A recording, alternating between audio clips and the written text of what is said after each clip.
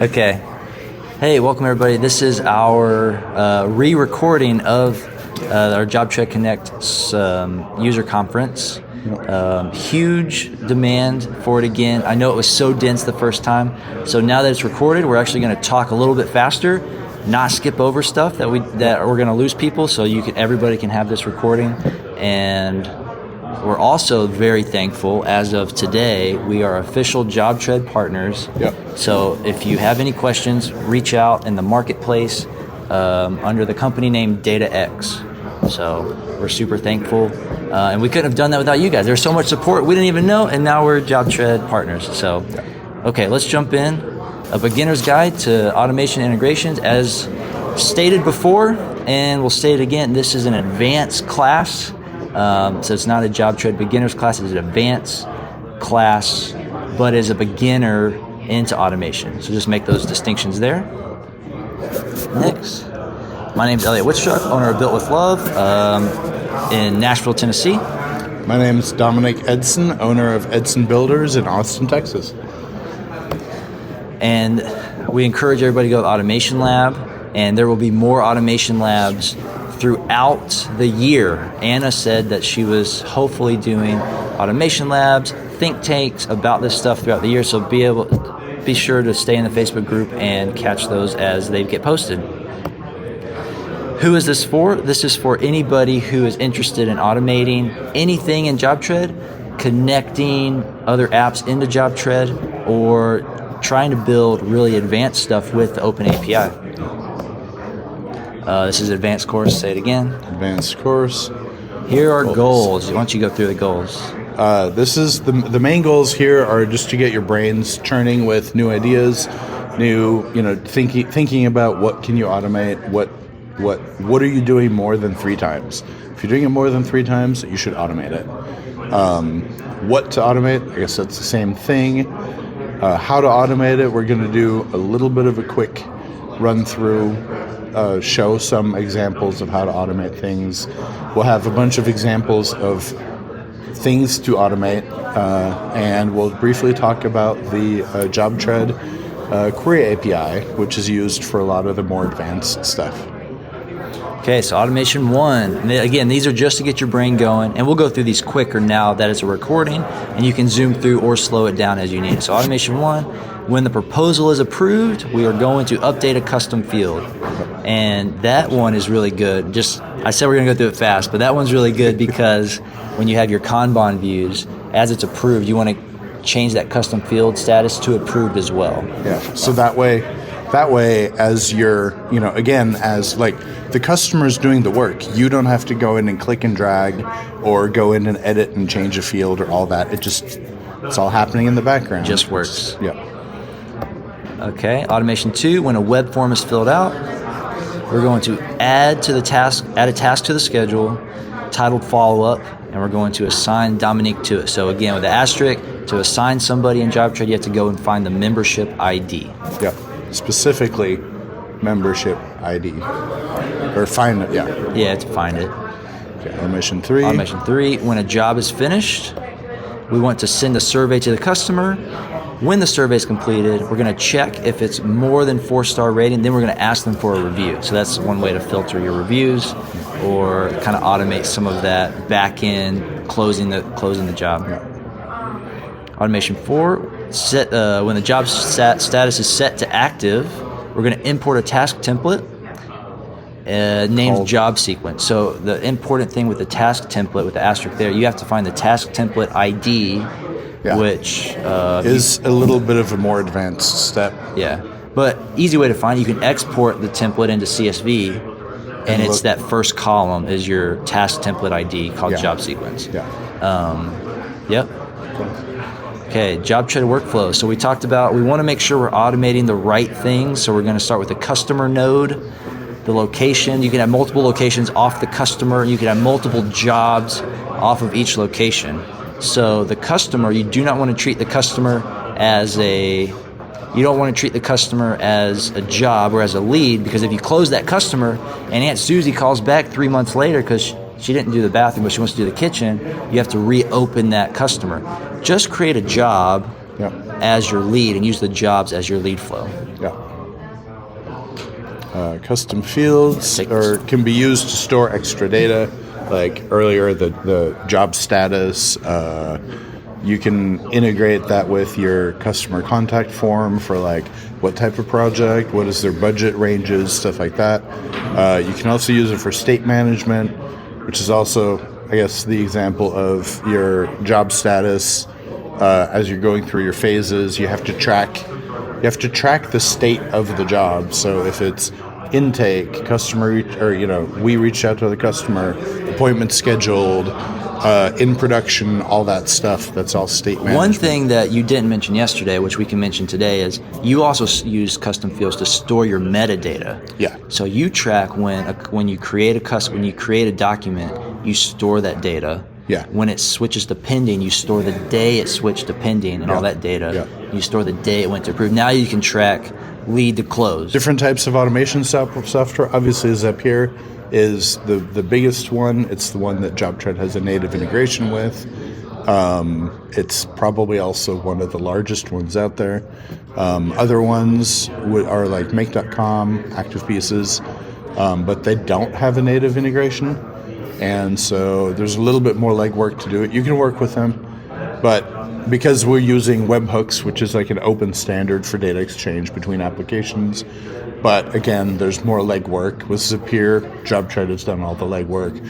You're just clicking a bunch of buttons to make things happen. And then if you get into the real advanced stuff, there's a tool called N8N that is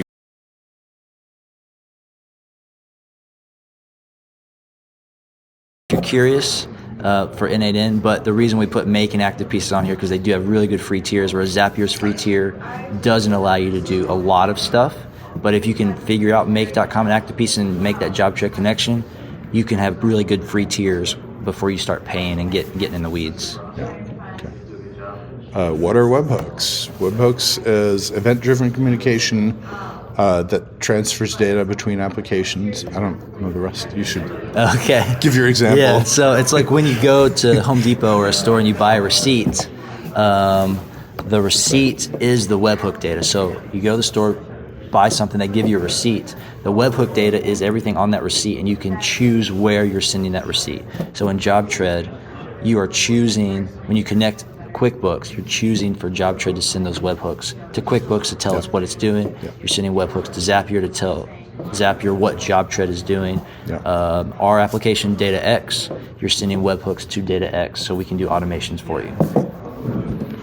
Some webhook examples would be triggering on a sent document, triggering on a customer being created, triggering on a job update, triggering on comments being created, and then the workflow. I'll let you go. Yeah, workflow, same thing. We have a trigger at the beginning, and then that trigger triggers an action, which could be all sorts of things: creating a job, connecting to an email, writing a draft email. You can have multiple actions off of a trigger. So your single trigger, think of it to make it more efficient.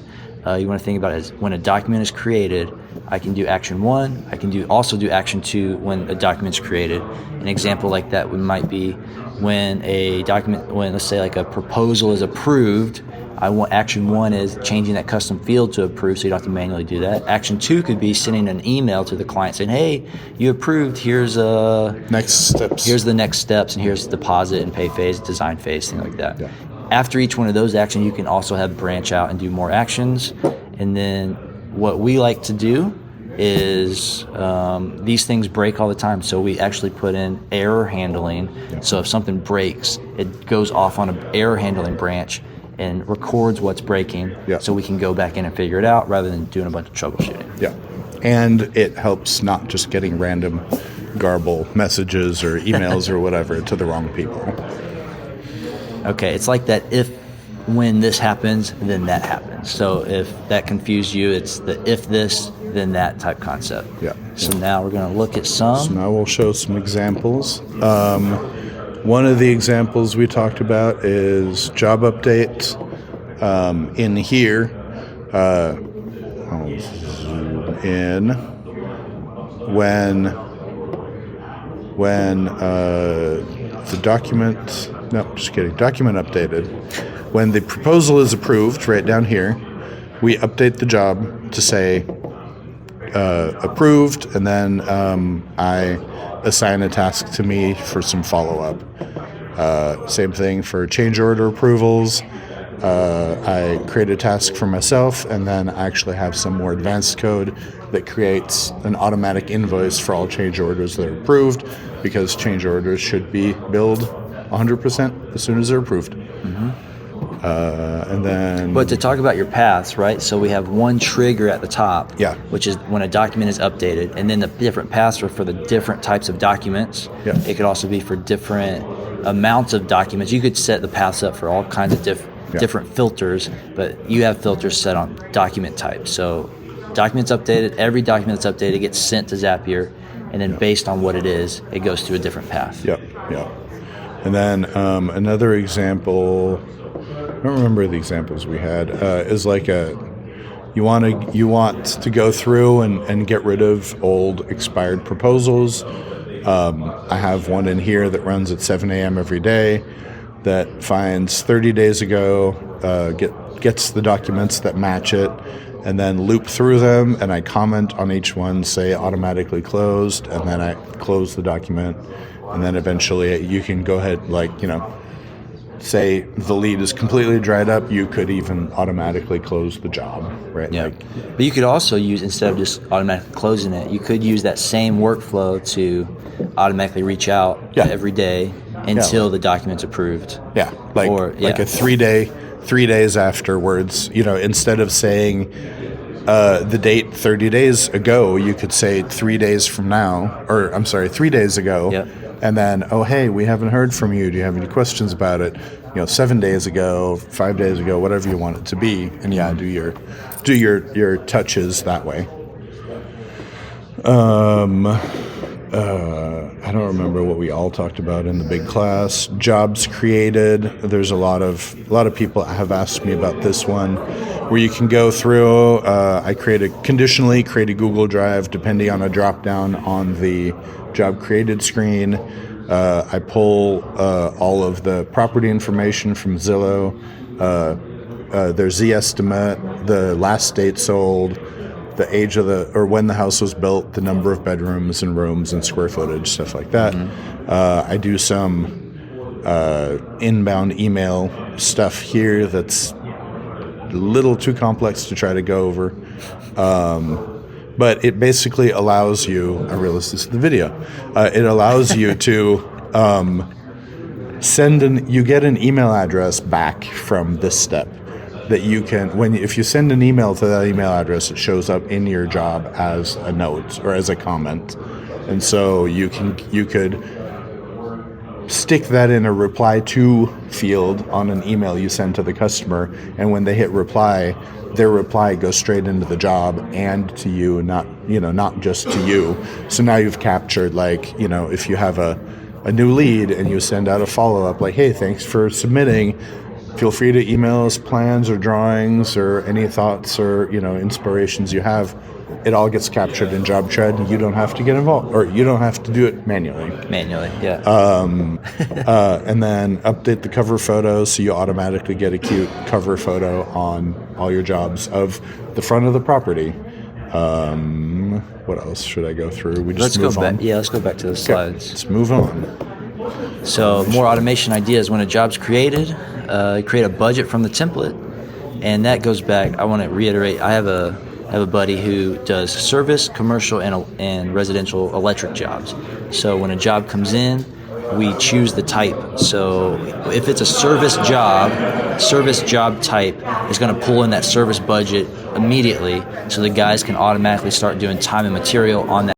When a job is created, send a client welcome message, attach a pamphlet. You guys have a ton of marketing, really pretty stuff from your designers. Attach that to that message, and we're going to tag the client in the message so they see it like an email coming through, and they'll also see it in JobTread. When a button clicked, and I say button click just because I want to manually push a button and all this stuff happens. It can also be on a day, time of day, anything. But when a button's clicked, query all active jobs. Filter by sold this month, where the sales rep is me, Elliott, and I'm going to sum all the approved budgets, and then I'm going to send an email, hey, Elliott, congrats, here's your all your jobs sold for this month, here's your commission based off that. Then This is one, yours. Mine, every day at 5 p.m., I have a task that goes through, queries all scheduled activities tomorrow, filters it by the vendors, and sends each vendor a reminder text with, hey, tomorrow at 9 a.m. you've got drywall, and somebody else might get tomorrow at 11 a.m. I'm meeting you to go look over some plumbing, stuff like that. It takes away some of the effort involved, and I had a problem with a trade partner who would sometimes forget to send his guys. So, problem solved. Problem solved. Yeah, exactly. My screen again. What Yeah. are you looking at on my screen? Just more. Yep, more. So one thing that we didn't talk about the other day, we can talk about here in this video, is you can create sub-zaps Yes. inside of Zapier. So Zapier, you can have 100 actions in one zap, but there's also repeat. So if you need more, create a sub-zap to send it off and connect the next zap workflow. So now you get 200 actions on a single workflow. Yeah. But you should be more efficient than that, maybe. And another reason to use sub-zaps would be you repeat a lot of the same task, and you don't necessarily want to recreate that same workflow every time in all your different zaps. You create it in a sub-zap and just call that sub-zap action when you need it in a separate zap. Yeah, and so this example here, I do short links that are tied to my domain instead of using Bitly or something like that. And so I have a zap that goes through, depending on how it was called, it will create an entry in my WordPress, which does all the magic. And then I also have it set up to where I can update short links with the same sub-zap. So I just call it either without a URL or with a previous URL, and it spits back a short link that I can then, I use it for texting customers when they get a new proposal or a new invoice, so that you don't have like this long JobTread link in their text messages. Yeah, it says Eidson Builders. Eidson Builders, you have a new document, and then it's got the document name. Click here to view it, and you click on the link, and it pulls it up.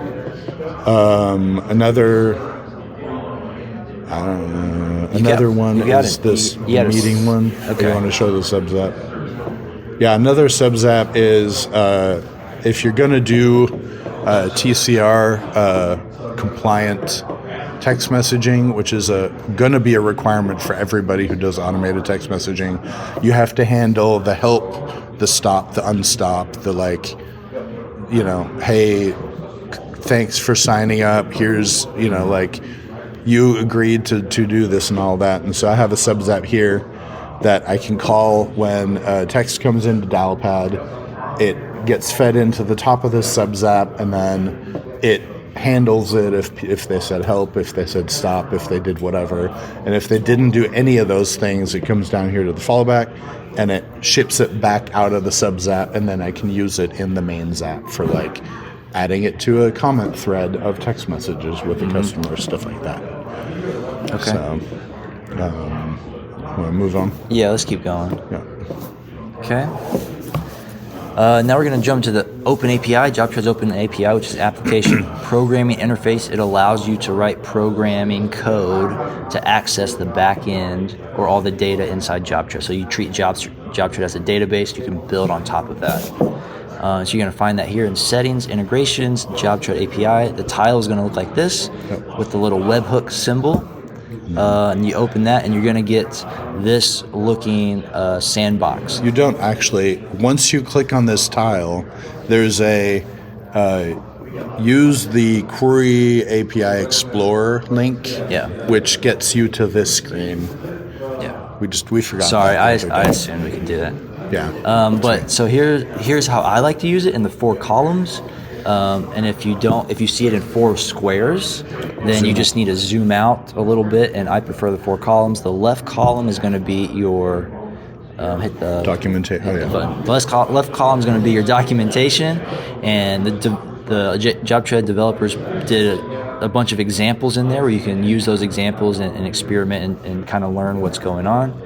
The next column is going to be your schema, which is how you build your query or how you find the data to use in your query. And if you type in root, how I have here, schema.root, you're going to see checkboxes, and you can use those checkboxes to help you build the query. And so this is your second column, and this is where you find everything in the schema or all the data that you can use to make your query. So if you start here, see how I have schema.root, you get a checkbox, and you can scroll down in this column, and it gives you all the data that's going to be possible to use for the query to get the data that you're trying to get. The third column is your query column. So this is where you're typing either JSON or YAML, and this is the query or the code that you're typing to get the data you're trying to get. So as you see here, we're looking for descendant cost groups at the organization cost group. We're looking at cost group, cost code, cost types. So when I hit run on this, we're going to get the result, which is in the fourth column. And if you look, you can see cost type, cost item. You get some IDs, you get some pricing, you get some names, you get some vendors, materials. So that's the data that we got as a result of running the query. Yeah. The JobTread Open API, this goes back to the root thing. Oh, yeah. If you start in the root, you're going to get the checkboxes to help you build it. And we're going to build it. I like to build in JSON. YAML is easier to type in, but to run it in like Python code or JavaScript code, you have to convert it to JSON, which is the curly brackets. And it looks like this. You have an item 1 with a value 1. If you have another item, you can have nested items inside. And you just have to have curly brackets to close it out. So you see at the bottom, we've got 2 curly brackets, one to close out item 2, and the other one closes out the whole JSON type. So we're going to go and build an API query. We're going to type it in YAML, and then we will show you how to convert it to JSON if you need to use it in code, whether in Zapier or if you're running your Python scripts. Here's a live example of how to get to that builder. You go to settings, you go to integrations, you go to JobTread API, click on it. Then you click down here at the Try Our API Explorer. And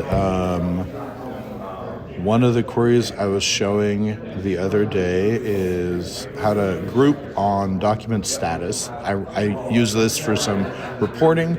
So it looks at my organization, all documents where the name is proposal, and I'm grouping by the status, and I'm counting how many documents have each status. So if you look over here, there's 62 approved documents, 83 denied documents, 4 draft documents, and 3 pending documents. And so you could, add other aggregates like dollar amounts, like how much, what is your cost? So you can aggregate how many, or your price, your customer price. So now you get a dollar amount, and you can filter it by month or time period and stuff like that. And it just gives you useful information. I don't remember what was the other one that I showed the other day. Do like a find documents by or fetch task type. I did one. Fetch task types is pretty cool. So fetch task types gives you this important ID that you will need if you're doing any work with task types for all of your task types. So I've got design and mechanical. Yeah, so it pulls all that. And then there's a bunch of other ones. You can search tasks. I keep some tracking data in JobTread, and I can use this to find those tracking tasks. But the query that you're using in the second column here, you're working in YAML. But if we needed to use this in JavaScript or some Python, maybe in Zapier code. Yeah, I prefer to write in YAML because it's easier for me. Elliott prefers in JSON. It really doesn't matter because in the query API you can switch back and forth just by clicking this button at the bottom. Mm-hmm. And it also helps. It'll correct sometimes it'll correct some mistakes. Yeah. If you have some mistakes in YAML, you switch to JSON, it'll correct it, and vice versa. Yeah, and then you just switch back, and it's fixed. Mm-hmm. Okay, more automation ideas. Query jobs. Filter close by quarter. Yeah, super easy. So this was something you would need to do in. You do an aggregate. So you do an aggregate. You can do an aggregate search Just how you did what you just showed Yeah, us. You do an aggregate search, but you filter and you close by quarter. Then you can group by whatever you're looking at. Yeah, and you could pull. Yeah, you can. This can go as deep as you want it to go. You can query jobs, pull all the documents, add up all the numbers. You can actually make JobTread do all that work for you, so that it just spits back out like a hard dollar amount, which is what you want to report on. Yeah. Create a comment thread. Add a subject comms thread. When anything is inbound I use open phone, and so if I get a phone call in or a text message in, it's going to log those phone calls and text messages in this comms thread that's on the customer level. And then same thing when we're going outbound. Anytime I send a text out or one of my guys use the phone number to call out, it's logging that in that same communication thread. So on the customer level, we have this huge comms thread, just keeping track of everything. So anybody who doesn't have open phone access can go into JobTread and see that log still without having another app for them to manage. When payment in a third party, let's say like Wave Apps or Square, something that's not naturally integrated into JobTread, you can use the API, and when a payment is made in Square, it can create that same payment in JobTread and attach it to the document that's your invoice in JobTread. So you're connecting other third-party payment apps that aren't naturally integrated. Another automation, when a job is created, we can find the Google Street View, and then we can add that Google Street View as the cover photo of the job. Yeah. And that's an automation that we have. We can do on DataX. Yeah, so in DataX, if you sign up, there's just a one-button push, and you don't have to build this massive 4-query script. We did that for you. Just push a button and it does that every time you create a job. Yeah. So this is what we kind of skipped over. Here's some integration ideas. Open phone, I use. Dialpad, you use. No, you use open phone. I use open phone. I use Dialpad. Did I say that backwards? Yeah. Sorry. It's okay. You could integrate with email stuff from Gmail, Outlook 365, whatever you want. As long as they have an API of some kind, you can integrate with it. The entire Google Apps Suite, Office 365, Microsoft, all the that. Documents, the spreadsheets, the slides. All of it. In here, Go High Level, HubSpot, MailChimp, ConvertKit, which I've never heard of. Oh, I use ConvertKit for my email marketing. Cool. And then Calendly and DocuSign. You could build your own like DocuSign integration. So when you send contracts over, they automatically get shipped in to get signed. Into DocuSign, And then project management. Trello, Asana, Monday. You should be able to do anything you're doing in those apps inside of JobTread. Features have been added to allow you to do that. But if you're still using that stuff from before pre-JobTread, or you're tracking it in a different way, you can connect all that with the API. Discord is like Slack. I use Discord for my internal communication with my company, so I can automate messages into Discord. It's very similar to the Slack integration where JobTread data is already pushed in there, but then also WhatsApp, Telegram, you can automate. Signal, a bunch of stuff, and then of course the big one, AI. Like you can hook this up to ChatGPT, or you can hook it up to Anthropic. I mean, you can, whatever you want to hook it up to. It's at that point, the world's your oyster. Do you have any questions? Not questions for us, but we'll do like cool examples that we didn't get to talk about in our live session. What's like something super cool? Go back a slide. Oh, go back a slide. Oops. We just have to talk about it. We don't really, we don't need to show. I think the coolest thing that I've made is change orders. As soon as a customer approves those change orders, I have a document, a invoice document waiting for me, and then I just do a quick look over it, make sure it looks okay. You could even automate sending it, which eventually I will do, but I'm still making sure that all the testing and everything works out. And then all I have to do is click send and maybe type in some text. And so I don't have to go in and, change orders approved. I don't have to go in and filter out, the line items. And everything you have to do to build an invoice, it just happens based on the approved change order. Yeah, I built a cash flow calendar, which is super cool. Yeah. I use a special, a custom task type called pay phase. and I keep track of all my pay phases throughout the job. I add them in a Gantt chart, attach them to the different labor items. So if the labor item moves, that pay phase moves. And I attach, I just type in the description what the amount is, and then I have a separate calendar that I built that will bring in all those pay phases for all my jobs and show me weekly totals and monthly totals for all the work I have in my schedule. So that's something I've built and integrated myself. That literally saved my company last year, just having a cash flow projection, and we actually offer that in DataX now. We put it into our system, and you can just start using a cash flow calendar. Yep. We've got Zillow data in there, and we've got Google Street View, and we've got Street View cover photo. We've got a ton more ideas as we laid out kind of in our roadmap. Yeah. But integration and automation, it's what we love. It's what we love doing, and I think there's a big value proposition there. And cost, the way that I like to present it is, think of the man hours or woman hours of labor that are repetitive being done now by your office staff, by a project manager, by yourself, whatever it might be.